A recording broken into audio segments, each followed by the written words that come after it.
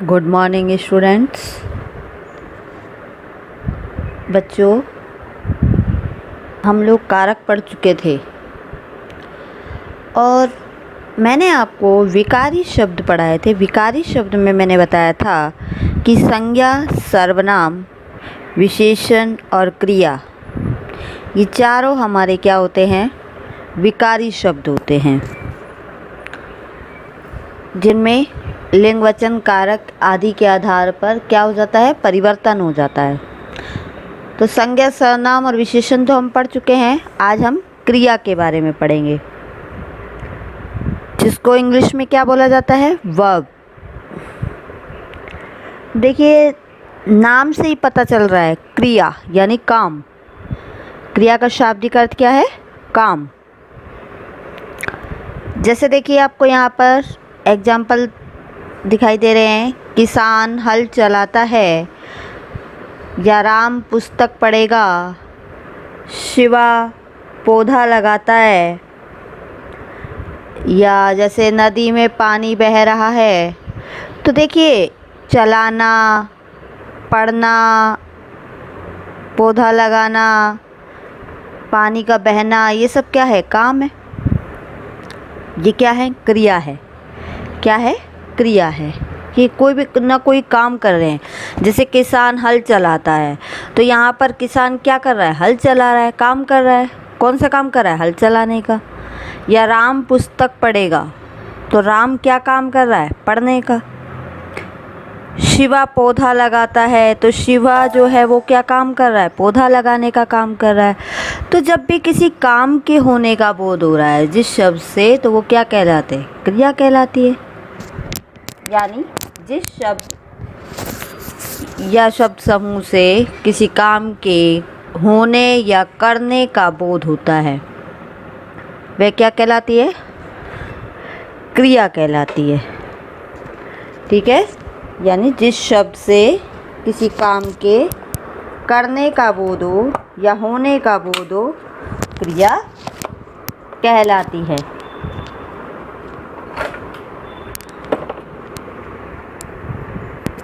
आ गया समझ? सामान्य शब्दों में अगर हम कहें, किसी शब्द के काम के होने या करने का बोध कराने वाला शब्द क्या कहलाता है? क्रिया कहलाता है।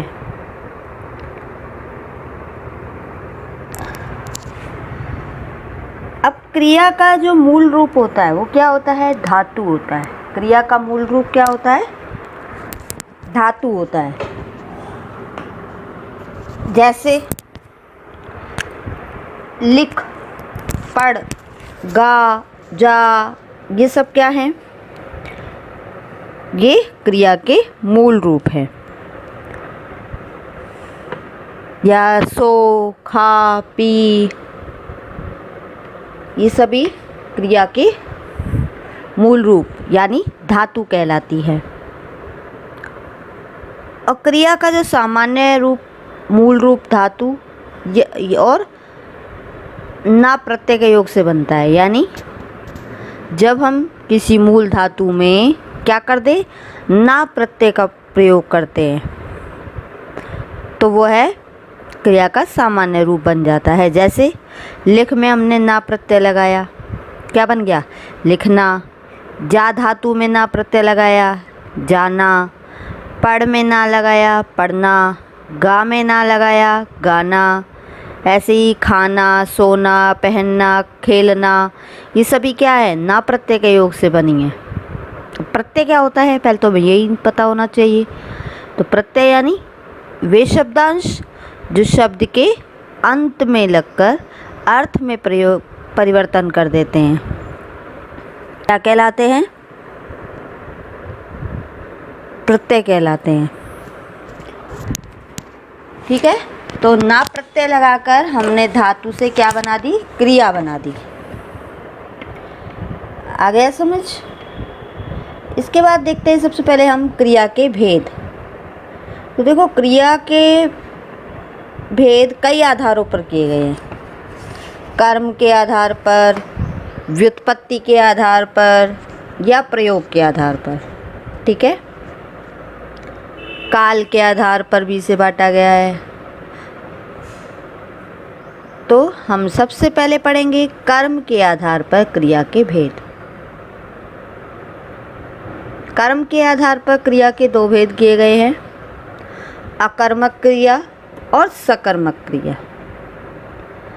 कर्म के आधार पर क्रिया को कितने भागों में बांटा गया है? दो भागों में, अकर्मक क्रिया और सकर्मक क्रिया। और देखिए सबसे पहले हम पढ़ेंगे अकर्मक क्रिया। अकर्मक यानी अकर्म, कर्म रहित। ठीक है, तो जिन क्रियाओं का फल सीधा कर्ता पर पड़ता है वे अकर्मक क्रिया कहलाती हैं, और इन क्रियाओं में कर्म का अभाव पाया जाता है, यानी कर्म नहीं होता। ऐसे वाक्यों में कर्म नहीं होता है और क्रिया का फल किस पर पड़ता है? कर्ता पर पड़ता है। कौन सी क्रिया कहलाती है? अकर्मक क्रिया कहलाती है। जैसे बच्चा सोता है, बंदर कूदता है, राहुल हंसता है, पक्षी उड़ते हैं। ठीक है, तुम खेलते हो। तो ये सब क्या है? इसमें क्या नहीं दिया हुआ? कर्म नहीं दिया हुआ। और कर्म नहीं दिए होने के कारण क्या है? अकर्मक क्रिया है। सोना, कूदना, हंसना, रोना, ये सब क्या है? अकर्मक क्रिया। समझ आया? इसके बाद देखिए सकर्मक क्रिया, यानी कर्म सहित। जिन क्रियाओं का फल कर्ता पर न पड़कर किस पर पड़ता है? कर्म पर पड़ता है। ऐसे वाक्य जिनमें क्रिया का फल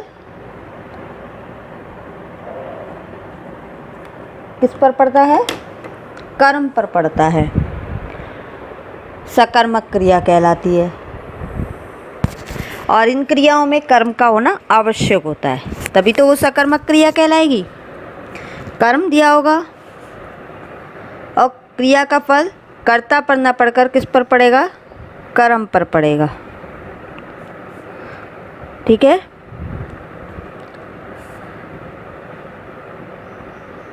जैसे कविता फल खाएगी, सुरेश मिठाई लाता है, आप निबंध लिखते हैं, मैं पत्र लिखती हूँ, बच्चा फुटबॉल खेलता है। तो देखिए कविता फल खाएगी, कविता फल खाएगी, खाएगी मतलब क्या खाएगी? फल। क्या का उत्तर मिल रहा है हमको? और हमने कारक में जब हमने कर्म कारक पढ़ा था तब मैंने आपको बताया था कि कर्म कारक की पहचान कैसे होती है, कि क्रिया के साथ हम क्या लगाकर प्रश्न करते हैं। तो देखिए यहाँ पर भी आपको क्रिया के साथ क्या लगाकर उत्तर मिल रहा है, यानी कर्म दिया हुआ है। ठीक है, कविता क्या खाएगी? फल खाएगी। सुरेश क्या लाता है? मिठाई लाता है। आप क्या लिखते हैं? निबंध लिखते हैं। मैं क्या पढ़ती हूँ? पत्र पढ़ती हूँ। समझ आया? तो यहाँ पर फल, मिठाई, निबंध, पत्र, ये सब क्या हैं? ये कर्म है, यानी इनमें कर्म दिया हुआ है। और क्रिया का फल किस पर पड़ रहा है? कर्म पर पड़ रहा है, और इस कारण ये कौन सी क्रिया होंगी? सकर्मक क्रिया होगी। ठीक है, अब देखिए सकर्मक क्रिया के भी दो भेद किए गए हैं। सकर्मक क्रिया के दो भेद होते हैं, कौन कौन से? एक कर्मक क्रिया और द्विकर्मक क्रिया। अब नाम से ही पता चल रहा है, देखो, एक कर्मक यानी एक कर्म दिया हो, और द्विकर्मक यानी जिसमें दो कर्म दिए हों। तो एक कर्मक क्रिया यानी जिस सकर्मक क्रिया में एक कर्म होता है, क्या होता है? एक कर्म दिया होता है। तो क्या कहलाती है वो? एक कर्मक क्रिया। ठीक है, जैसे सुरेश फल खाता है, वह पत्र लिखता है, मैं बाजार जाता हूँ, बच्चा पतंग उड़ाता है, तो ये क्या है? एक कर्म दिया हुआ है।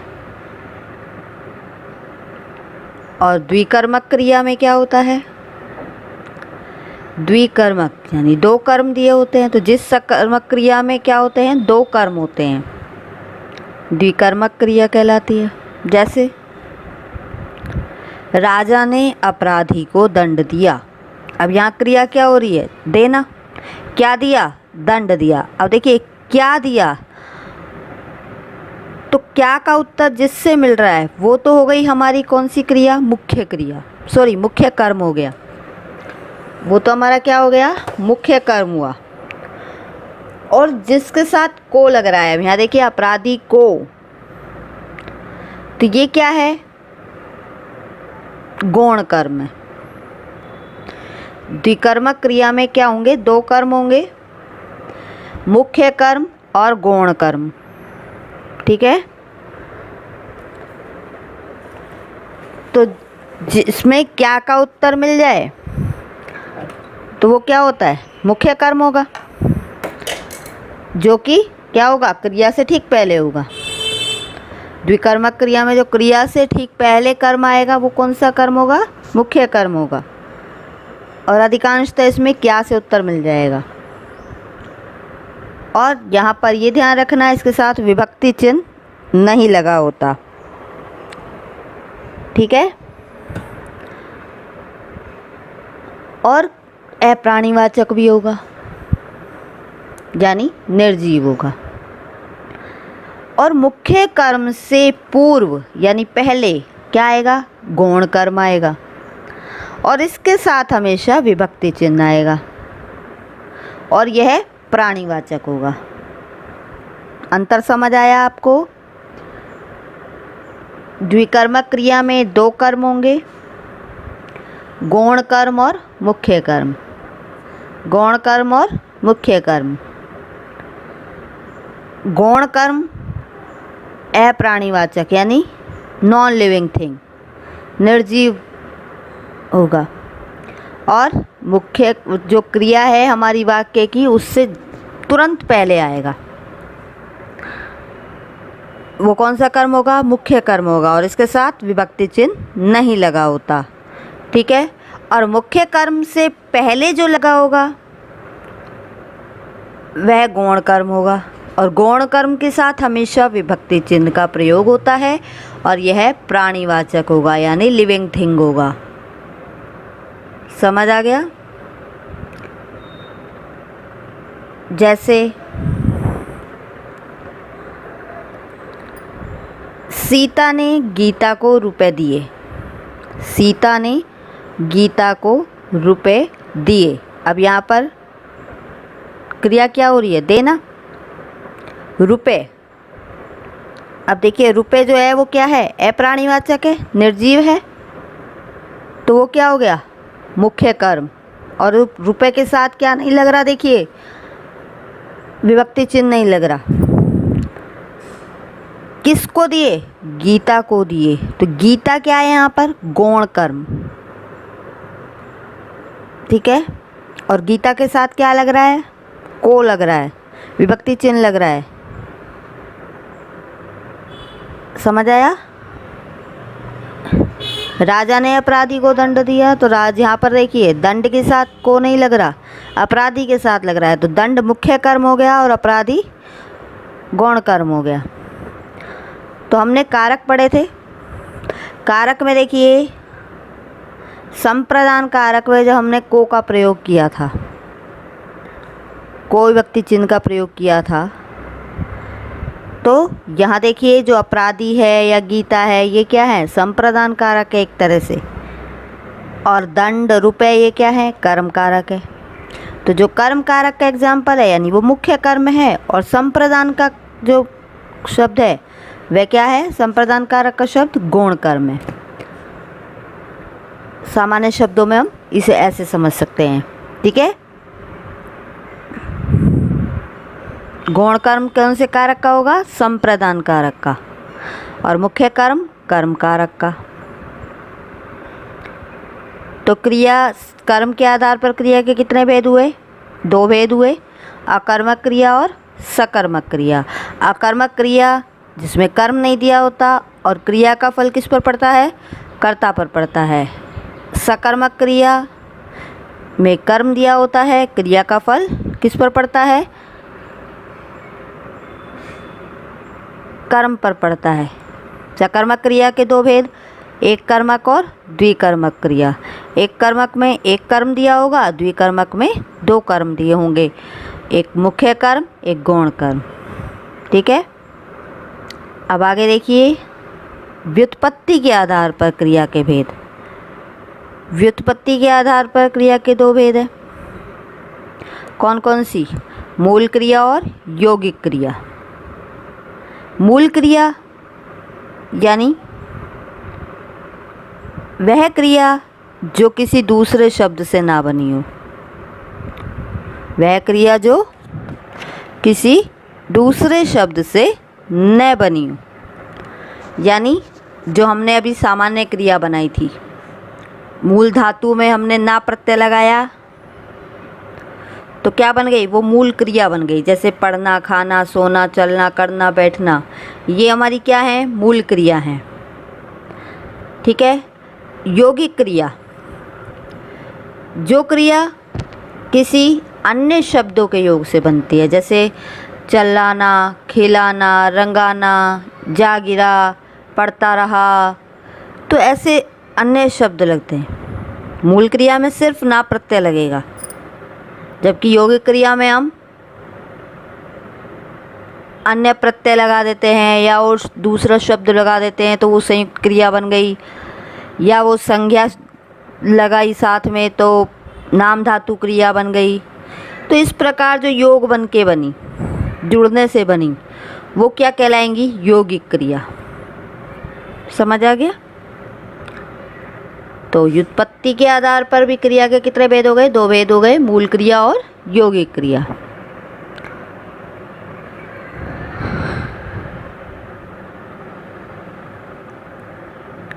देखिए पेपर में अक्सर कर्म के आधार पर या प्रयोग के आधार पर ही पूछी जाती है, लेकिन कई बार व्युत्पत्ति के आधार पर भी बोर्ड में पूछ लेते हैं क्वेश्चन, तो इसलिए हमें पता होना चाहिए।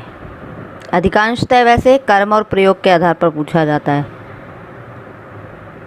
लेकिन माध्यमिक शिक्षा बोर्ड ने अब इसे भी जोड़ दिया है। आगे देखिए प्रयोग के आधार पर क्रिया के भेद। प्रयोग के आधार पर क्रिया के 5 भेद होते हैं। कई किताबों में 6 भेद भी मिलेंगे आपको, लेकिन मुख्य इसके 5 ही भेद हैं।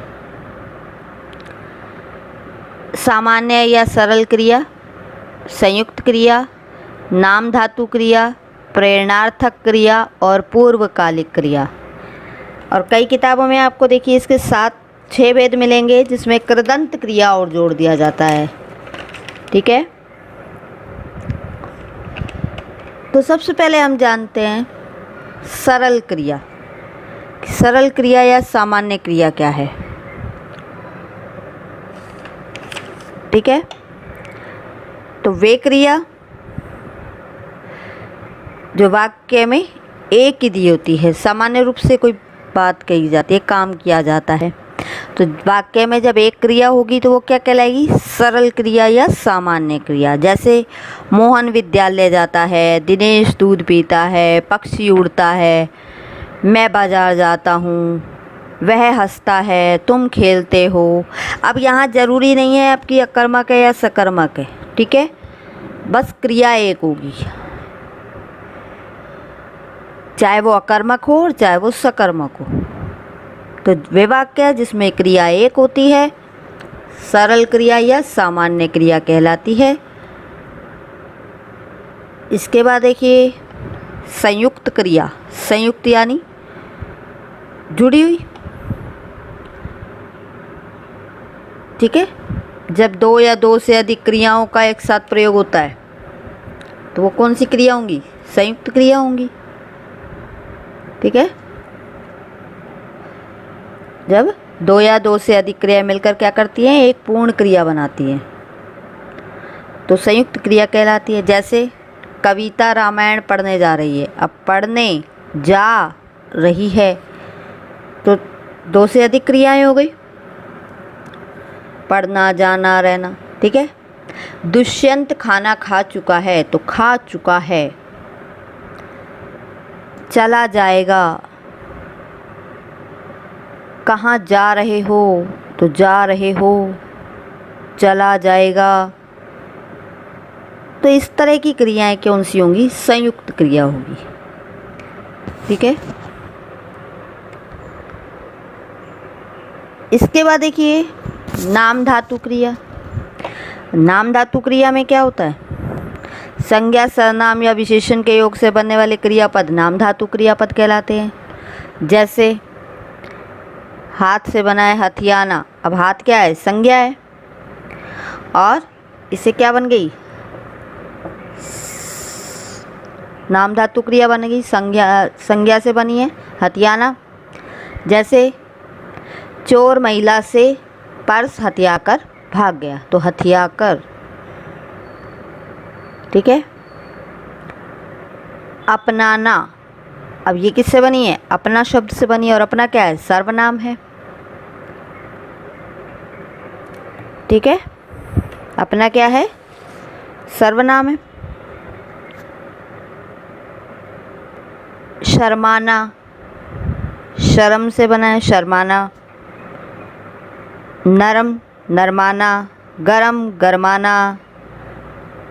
बड़बड़ाना, खिसियाना, लजियाना, अंगड़ाना। तो ये सब क्या है? थरथराना, बुढ़ाना। ये सब नाम धातु क्रिया हैं। ठीक है। जैसे राम शर्माता है, सीता बतियाती है, मौसम गर्मा गया है। तो ये सब क्या है? गर्मा गया, बतियाना, शर्माती है, शर्माता है। तो ये सब क्या है? नाम धातु क्रिया है। ये किससे बने हैं? संज्ञा, सर्वनाम, विशेषण से बनती हैं। इसके बाद देखिए प्रेरणार्थक क्रिया। प्रेरणार्थक क्रिया में क्या होता है? प्रेरणा मिलती है, यानी वे वाक्य जिसमें क्रिया कर्ता स्वयं नहीं करता, किसी अन्य के माध्यम से कराता है, किसी और को प्रेरित करता है। ठीक है ना। जिस क्रिया से पता चले कि कर्ता जो है वो स्वयं कार्य नहीं कर रहा, किसी अन्य को उस कार्य की करने की प्रेरणा दे रहा है, वहाँ कौन सी क्रिया मान जाती है? प्रेरणार्थक क्रिया। जैसे राम ने सीता से खाना पकवाया। अब यहाँ राम स्वयं नहीं बना रहा, किससे बनवा रहा है? सीता से बनवा रहा है। ठीक है। प्रधानाध्यापक ने कर्मचारी से घंटी लगवाई। तो यहाँ पर देखिए लगवाई क्या है? खुद नहीं लगा रहा प्रधानाध्यापक, किससे लगवा रहा है? कर्मचारी से लगवा रहा है। तो वो क्या है? दूसरे को प्रेरित कर रहा है, दूसरे से काम करवा रहा है। ठीक है। माँ बच्चे को धाय से दूध पिलवाती है।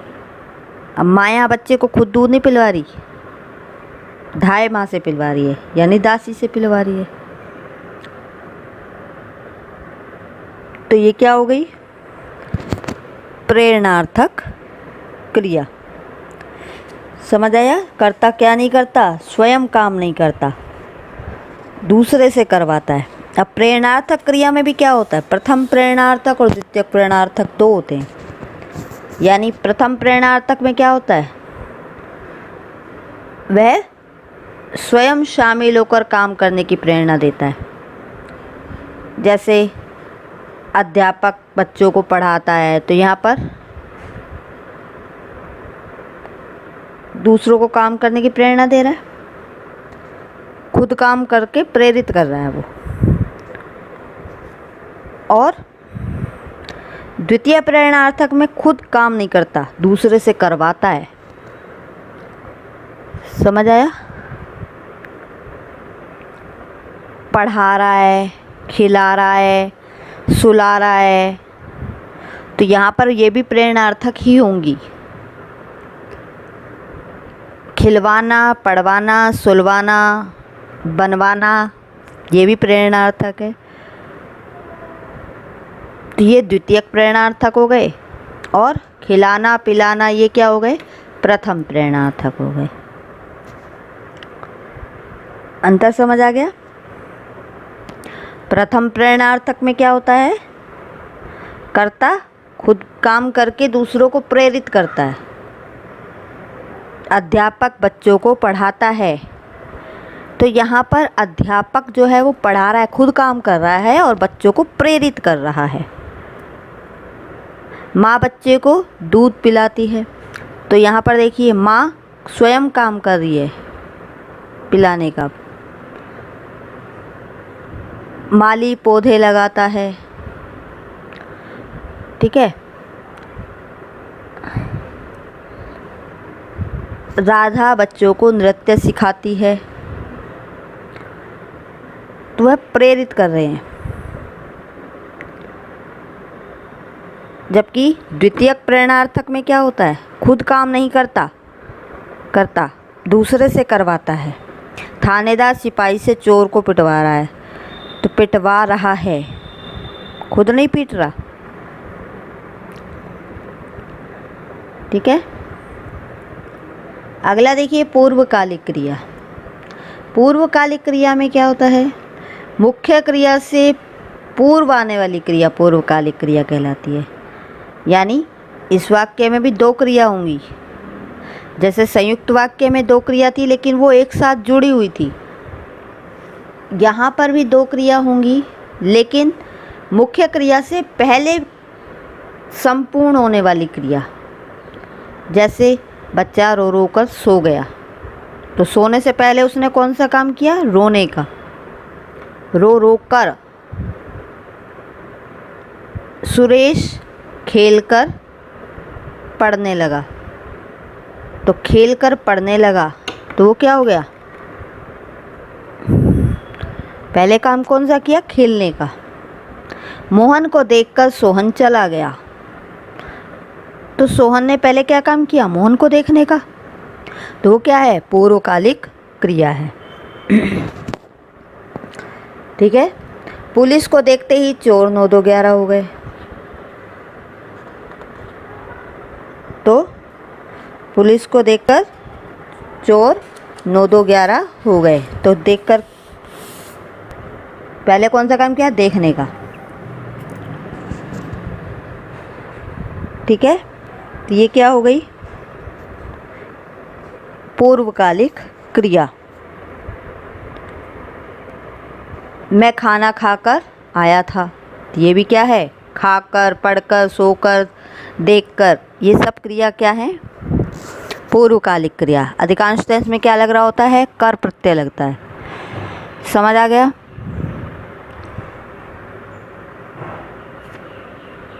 तो इसके बाद देखिए मैं आपको बता रही थी कि कृदंत क्रिया भी दिया होता है कई बार कई किताबों में। तो कृदंत क्रिया क्या होती है, वे क्रिया जिसमें क्रिया शब्दों के अंत में प्रत्यय लगाकर बनाए जाते हैं। जैसे काल के आधार पर यहाँ परिवर्तन हो जाता है, पढ़ा, लिखा, पढ़ेगा, ठीक है, पढ़ाया, दौड़ा, देखा, दौड़ूंगा, तो ये सब क्या है, कृदंत क्रिया है, ठीक है। तो कृदंत क्रिया में क्या होता है, अंत में प्रत्यय लग जाता है, बस यही कृदंत क्रिया होती है। तो इस प्रकार आपकी क्रिया। That's it for today's video पसंद आई हो तो लाइक करना, चैनल को सब्सक्राइब करके नोटिफिकेशन को ऑन कर लेना, और कोई भी डाउट हो तो कमेंट करके पूछ लेना, और मैं उसे अगली वीडियो में क्लियर कर दूंगी। Till the next video, bye bye.